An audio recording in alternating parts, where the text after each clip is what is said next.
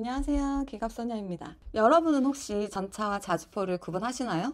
바퀴의 궤도, 장갑 본체의 포탑에 포까지 생긴 건 비슷한 전차와 자주포.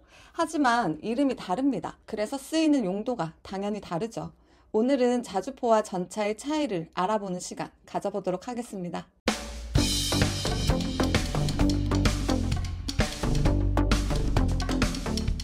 전차를 한자로 써놓으면 싸울전, 수레차, 자주포는 스스로자, 달릴주, 대포포. 비슷하게 생긴 물건인데 하나는 차로 끝나고 다른 하나는 포로 끝나죠. 여기서 전차와 자주포의 아이덴티티가 드러납니다. 전차의 용도는 전투에 나가 보병들과 함께 적들을 공격하고 적진을 돌파하는 것이죠. 하지만 자주포의 주목적은 대포에 기동력을 주는 겁니다. 왜 대포에 기동력이 필요하냐? 포병이 일반적으로 쓰는 포는 이렇게 생겼습니다. 포를 트럭이 끌어야 하기 때문에 견인포라고 부르죠. 포를 끄는데 트럭이 따로 필요하고 포를 쏘기 위해선 트럭에서 포를 분리해서 설치해야 하는 시간이 들어갑니다. 그렇다면 바퀴 달린 차량 위에 대포를 설치하면 편하지 않을까? 이런 발상에서 나온 게 바로 자주포입니다.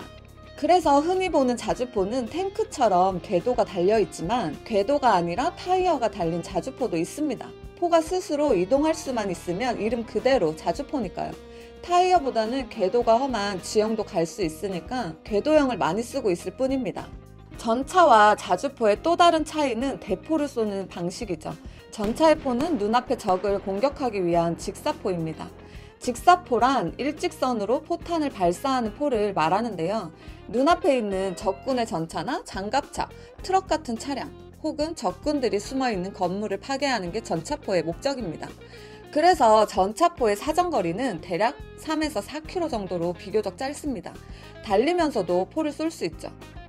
이와는 달리 자주포의 포는 멀리 있는 적을 때려잡기 위한 곡사포입니다. 곡사포란 포탄이 포물선을 그리며 날아가는 포라는 뜻으로 사거리가 40에서 50km 정도입니다. 그래서 자주포는 전투 현장 가까이가 아니라 적진에서 몇십 킬로 떨어진 후방에서 포를 쏩니다. 그래서 제자리에 고정해 놓고 포를 쏘는 거죠. 야구 좋아하시는 분들이라면 내야수가 1루나 2루로 일직선으로 빠르게 송구하는 것과 외야수가 홈을 향해 던지는 송구가 포물선을 그리며 멀리 날아오는 걸 상상하시면 그 차이를 아주 쉽게 아실 수 있을 겁니다. 그게 아니라면 스타크래프트의 시즈 탱크를 상상하시면 되겠습니다. 시즈 탱크의 1번 모드가 전차, 시즈 모드가 자주포라고 생각하시면 됩니다. 이런 차이 때문에 전차와 자주포는 언뜻 보면 비슷하게 생겼지만 자세히 보면 크게 다른 점이 있습니다. 첫째, 포의 크기입니다. 전차는 가까운 거리를 쏘기 때문에 포가 작고 짧습니다. 하지만 자주포는 먼 거리를 쏴야 되기 때문에 포가 크고 길죠. 그래서 포탑의 크기도 다릅니다. 본체 위에 포가 달려있는 이 부분을 포탑이라고 부르는데요. 전차의 포탑은 납작하고 작습니다. 포가 작으니까요. 그런데 자주포의 포탑은 큽니다. 포가 훨씬 길고 크기 때문에 이건 어쩌면 당연한 얘기겠죠. 그렇게 후방에서 포를 쏘면 굳이 이런 전차 모양으로 안 만들어도 되잖아요.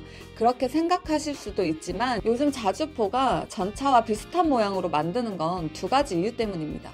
첫째는 적 포병으로부터의 반격입니다. 포병은 대포병 레이더라는 걸 갖고 있습니다. 적의 포병이 쏘는 포탄이 날아오면 어디서 쏘는지 거리와 위치를 알아내는 장치죠. 이걸 통해 아군의 포병이 반격을 하게 됩니다. 그래서 포병은 포를 쏘고 얼른 자리를 이동해야 합니다. 안 그러면 적 포병의 반격에 맞아 큰 피해를 입게 되죠.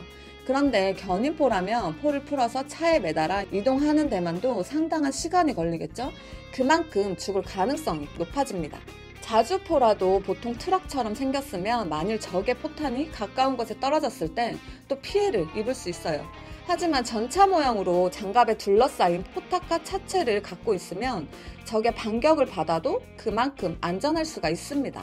두 번째는 포를 발사할 때의 반동입니다. 포를 발사할 때는 엄청난 진동이 발생하는데 그냥 보통 트럭 위에 대충 포를 올려놨다간 진동으로 포가 흔들려서 목표물을 맞출 수가 없습니다. 하지만 전차처럼 생긴 묵직한 차체가 그 진동을 받아준다면 안정적으로 포를 계속 쏠 수 있겠죠? 그래서 자주포도 전차와 비슷한 모양을 가지게 되었지만 여기에는 또 큰 차이가 있습니다. 다름 아닌 장갑의 두께죠. 전차는 적과 맞붙어서 온몸으로 적의 공격을 막아내야 하기 때문에 장갑이 엄청나게 두껍습니다.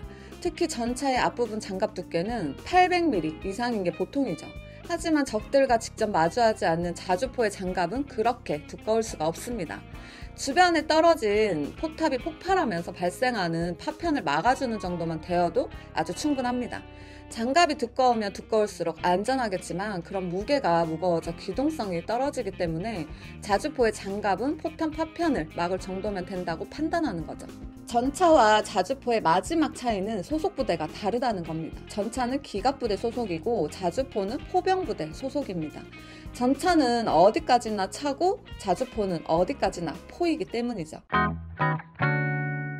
우리나라의 자주포 기술은 세계적입니다. K9 자주포는 세계시장 점유율 50%가 넘는 베스트셀러의 반열에 올라있고 K2 전차 역시 뛰어난 성능을 인정받고 있습니다. 오늘의 밀리니 클라스 101은 전차와 자주포의 차이에 대해 한번 알아보았습니다. 잘 보셨다면 구독과 좋아요 꼭 부탁드릴게요. 감사합니다. 안녕.